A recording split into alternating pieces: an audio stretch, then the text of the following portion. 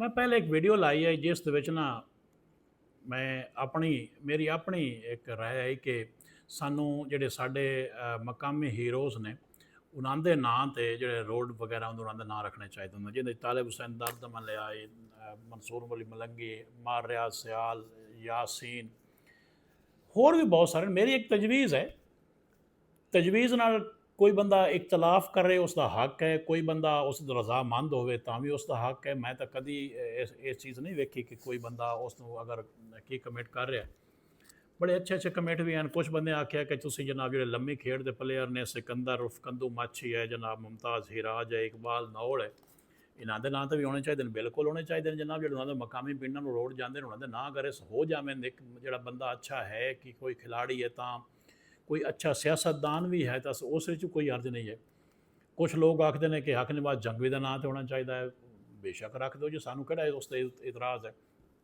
ਚੌਂਡ ਹੈ ਤੇ ਚੌਂਡ ਦਾ ਨਾਂ ਅਗਰ ਅਰਸ਼ਾਦ ਹੁਸੈਨ ਟੈਡੀ ਪੁਲ ਹੋ ਜਾਵੇ ਤਾਂ ਉਸ 'ਤੇ ਕੋਈ ਇਸ਼ੂ ਨਹੀਂ ਹੈ, ਹੋਣਾ ਚਾਹੀਦਾ, ਜ਼ਰੂਰ ਹੋਣਾ ਚਾਹੀਦਾ। ਕੁਛ ਲੋਕਾਂ ਨੇ ਨਾ ਇਹ ਸਾਰੇ ਇਸ਼ੂਜ਼ ਵੜ ਕੇ ਕੁਛ ਲੋਕਾਂ ਨੇ ਸਿਰਫ ਪਰਸਨਲ ਮੈਸੇਜ ਦੇ ਵਿੱਚ ਕੁਛ ਸ਼ਖਸੀਅਤ ਦਾ ਜ਼ਿਕਰ ਕੀਤਾ ਹੈ। ਮੈਂ ਉਹਦੇ 'ਚੋਂ ਉਹਨਾਂ ਲੋਕਾਂ ਨੂੰ ਸ਼ਾਇਦ ਇਤਨੀ ਜੁਰਤ ਨਹੀਂ ਹੈ ਕਿ ਉਹ ਪੋਸਟ ਲਾ ਲਵੇਂ। ਪਾਕਿਸਤਾਨ ਦੇ ਹਾਲਾਤ ਸ਼ਾਇਦ ਇਸ ਤਰ੍ਹਾਂ ਦੇ ਨੇ।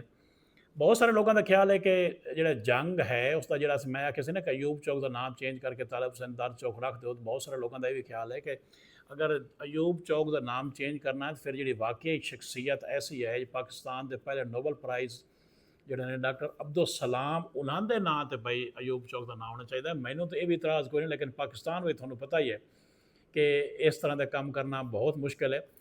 ਹੀਰੋਜ਼ ਜਿਹੜੇ ਵੀ ਹੋਵਣ ਉਹਨਾਂ ਨੂੰ ਵਾਕਈ ਯਾਦ ਰੱਖਣਾ ਚਾਹੀਦਾ ਹੈ, ਚਾਹੇ ਉਹ ਮਜ਼ਹਬ ਦੇ ਤੌਰ 'ਤੇ ਹੋਵਣ, ਚਾਹੇ ਉਹ ਸਿਆਸੀ ਤੌਰ 'ਤੇ ਹੋਵਣ, ਚਾਹੇ ਉਹ ਲਿਟਰੇਚਰ ਦੇ ਵਿੱਚ ਹੋਵਣ, ਜਾਂ ਉਹ ਮਕਾਮੀ ਸਾਡੇ ਗੁਲੂਕਾਰ ਹੋਵਣ, ਮਕਾਮੀ ਖਿਲਾੜੀ ਹੋਵਣ, ਹੱਤਾਂ ਕਿ ਕੋਈ ਚੰਗਾ ਸਾਥੀ ਹੋਵੇ, ਕੋਈ ਚੰਗਾ ਖੋਜੀ ਹੋਵੇ।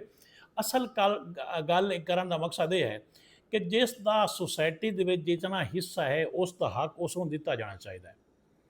ਉਸ ਨੂੰ ਅਗਰ ਹੱਕ ਦੇਣ ਲੱਗ ਪਈਏ, ਅਗਰ ਅਯੂਬ ਚੌਕ ਦਾ ਨਾਮ ਜਾਂ ਕਿਸੇ ਵੀ ਹੋਰ ਸੜਕ ਦਾ ਨਾਮ ਕੋਈ ਕਿਸੇ ਗੁਲੂਕਾਰ ਦੇ ਨਾਮ 'ਤੇ, ਕਿਸੇ ਅੱਛੇ ਸ਼ਾਇਰ ਦੇ ਨਾਮ 'ਤੇ ਹੈ ਤਾਂ ਆਵਾਂ ਨਸਲ ਪੁੱਛਦੇ ਸਹੀ ਨਾ।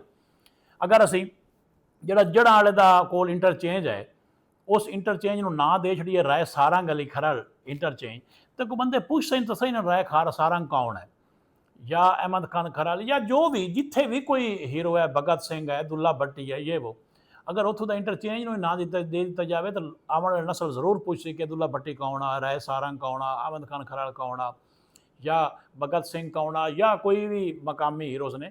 ਤੇ ਇਸ ਤਰ੍ਹਾਂ ਇੱਕ ਸ਼ਨਾਖਤ ਮੈਨੂੰ ਚੰਗੀ ਲੱਗਦੀ ਹੈ, ਮੈਨੂੰ ਸੋਹਣਾ ਲੱਗਦਾ ਹੈ ਕਿ ਅਗਰ ਕੋਈ ਇਸ ਤਰ੍ਹਾਂ ਦਾ ਨਾਂ ਲਿਖਿਆ ਹੋਵੇ। ਤੁਹਾਨੂੰ ਚੰਗਾ ਲੱਗਦਾ ਹੈ ਤਾਂ ਵੀ ਮੈਂ ਇਤਰਾਮਨ ਕਬੂਲ ਕਰਨਾ, ਤੁਹਾਨੂੰ ਭੈੜਾ ਲੱਗਦਾ ਹੈ ਤਾਂ ਵੀ ਇਤਰਾਮਨ ਕਬੂਲ ਕਰਨਾ। ਤੁਹਾਡਾ ਆਪਣਾ ਇਖਤਲਾਫ ਹੈ ਔਰ ਇਹ ਇਖਤਲਾਫ ਹੀ ਹੁਸਨ ਹੁੰਦਾ ਹੈ, तो मैं उसनों बिल्कुल कबूल करदा। अगर वीडियो चंगी लगे तो शेयर कर दो। सारे सज्जनों का भला जी, बहुत शुक्रिया।